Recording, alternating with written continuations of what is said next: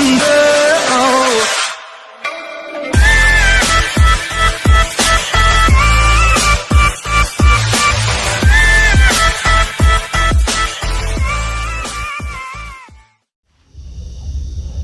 สบายดีทุกคน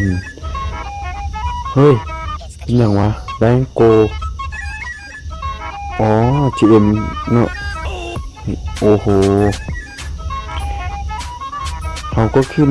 แรงแดงนะแต่เราก็ปรับมาอยู่แรงแพลทินัม3อ่ะมื้อ GM วันที่26นะ GM มื้อนี้แหละเอ้ยเรายากแท้ GM ได้ปรับแรงลงเท่านั้นไดมอนด์ถึงไปอยู่แรงโกบ่นี่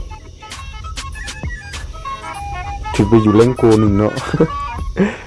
นี่แรงโก1จีนก็ได้ปรับไปอยู่แรงที่แรงโกแล้วเนาะนี่ก็บ่มีอย่างไรมาเว้าเนาะนี่เขาก็จะมาเปิดเสื้อผ้าหรือเสื้อผ้าที่เขามีให้เบิ่งเนาะก็มีแต่ของกากๆแหละกูเนี่ยก็คนจนนะฮะ ก็ไปเบิ่งกันเลยจีนก็ได้ปรับหมดแล้วเนาะไอตัวแรงนี่วันที่26นี่แหละถ้าใครยังบ่ขึ้นแรงแดงนี้ต้องมันนะมันตายนะเพราะว่าช่วงนี้มันอาจจะมีคนโหดๆหรือคนเก่งนะกำลังตายอยู่แต่เราก็ค่อยๆตายไปอย่าเบื่อกันนะฟรีไฟมาลิ้นกันหลายๆคนเด้อคนลาวเด้อไปเบิ่งชุดกันได้ let's go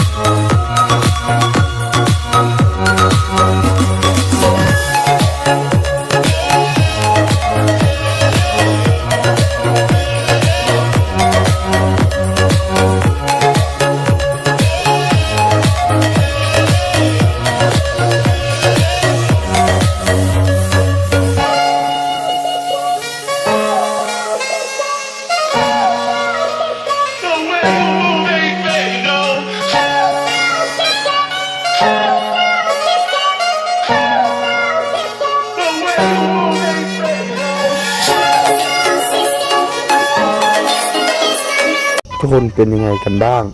ไปดูเสื้อของเราจากหรือก็ใส่ฟรีก็ประมาณนี้นะครับก็บ๊ายบายเด้อทุกคนเด้ออย่าลืมกดติดตามกดไลค์กดแชร์คนละ1 แชร์ก็ได้ละบ๊ายบายยับชูเป็นพีนะครับไปละ